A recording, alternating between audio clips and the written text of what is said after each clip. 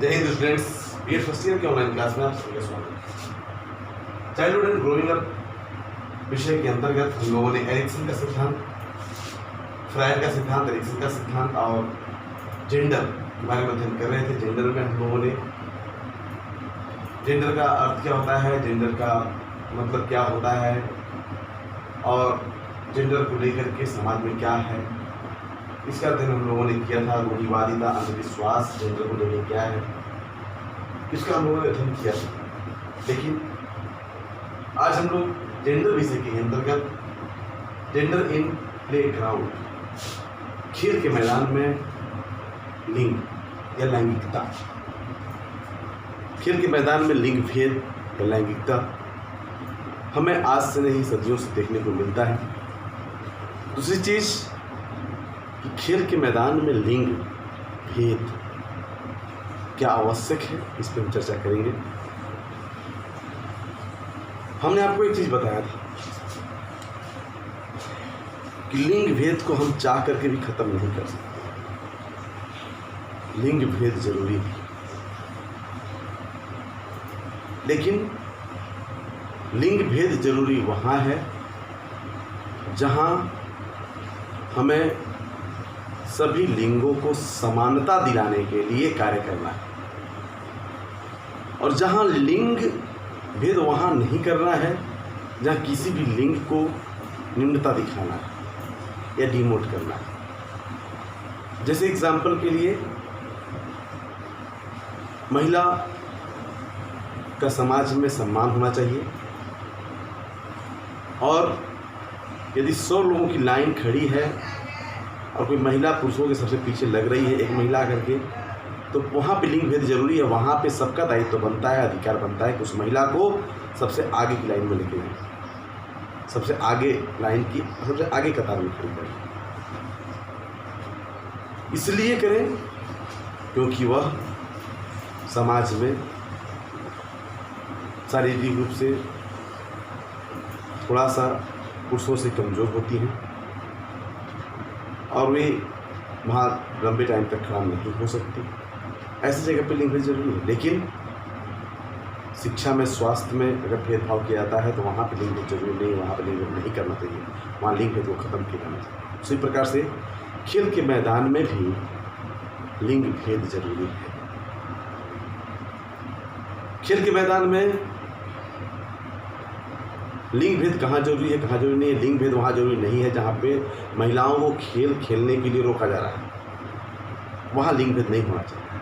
हर एक महिला अगर है चाहे पुरुष है, सभी को खेल को उसकी योग्यता के अनुसार खेलने की का स्वतंत्रता अधिकार मिलना चाहिए।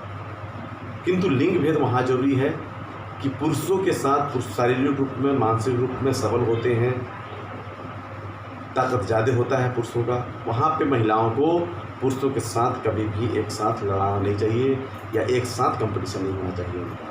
महिलाओं को पुरुष के पुरुषों से होना चाहिए। तो वहाँ लिंग भेद जरूरी होता है। अब हम खेल के मैदान में अगर लिंग भेद की बात करें, 14 से 15 वर्ष की आयु तक की बालिकाएं अपनी आयु के लड़कों के आगे होती हैं, लड़कों से आगे होती हैं, परंतु 16-17 वर्ष की आयु पाते ही बालिकाओं के विकास में अधिक आगे निकल जाते हैं, बालक अधिक आगे निकल जाते हैं बालिकाओं की तुलना में। बालकों की परिपक्वता बालिकाओं की अपेक्षा धीमी होती है। 17-18 वर्ष की आयु में बालिकाओं की वृद्धि अपनी निश्चित सीमा तक पहुंच जाती है। पुरुषों एवं महिलाओं की खेल प्रतियोगिताएं कभी कभी एक साथ नहीं हो सकती, क्योंकि पुरुष की भांति महिलाएं खेलकूद में उन्नति नहीं कर सकती। प्रारंभिक प्रौढ़ावस्था में लिंग भेद साफ साफ प्रकट होने लगती है। पुरुषों की तुलना में स्त्रियों के स्कंध भाग की अस्थियां अधिक क्षीण होती हैं, मतलब कंधे की अस्थियां क्षीण होती हैं। पुरुषों का सीना चौड़ा होता है, ये स्कंध जो भुजाएं होती हैं चौड़ी होती हैं। स्त्रियों की अक्षर अस्थियां अधिक पतली एवं लंबी होती हैं। इसलिए कहते हैं कि स्त्रियों की स्कंध शक्ति, भुजा शक्ति पुरुषों की तुलना में कम होती है। स्त्रियां फेंकने, लटकने आदि क्रियाओं में पुरुषों की मुकाबले बहुत कम होती हैं। स्त्रियों के लिए पोल बाल्ट आदि क्रियाएं वर्णित हैं। पुरुषों में मुकाबले में स्त्रियों की टांगें छोटी होती हैं और घुटने तथा कुल्हियों के परिणाम स्वरूप स्त्रियों की घुटने आपस में टकराती हैं, इसलिए वे दौड़ने में अच्छी नहीं हो सकती पुरुषों की तुलना में। इसलिए पुरुषों से अगर दौड़ा देंगे तो स्त्रियाँ वैसे भी कंपटीशन से पीछे चली जाएंगी। पुरुषों की तुलना में स्त्रियों की मांसपेशियाँ अधिक कमज़ोर होती हैं, इसलिए भार प्रशिक्षण में उनकी मांसपेशियों की कोई लाभ नहीं होता। फेंकने खींचने में पुरुष ज़्यादा शक्तिशाली होते हैं, इसे साथ में उनका कंपटीशन नहीं होना चाहिए। पूर्ण रूप से स्वस्थ स्त्रियों की शक्ति महीने में लगभग 5 दिन मासिक धर्म होते हैं। इस समय एवं गर्भाधारण के समय डॉक्टर उन्हें कठोर परिश्रम करने के लिए मना करता है, नहीं करना चाहिए। लिंग भेद होते हुए भी स्त्रियां खेलों में आगे बढ़ रही हैं, ऐसा नहीं। इतना होने के बावजूद भी स्त्रियां खेलों में आगे बढ़ रही हैं और वो खेल खेलने का अधिकार होना चाहिए, लेकिन पुरुषों के साथ उनका प्रतियोगिता नहीं होनी चाहिए। बालिकाओं की कमर बालकों की तुलना में अधिक चौड़ी होती है, इसलिए वे दौड़ने जैसा खेल नहीं खेल सकती। अगर रनिंग की बात करें तो लटकना एवं झूलना, हैंगिंग एवं स्विंगिंग की बात करें तो इसमें पुरुषों की तुलना में महिलाएं थोड़ी सी कम होती हैं।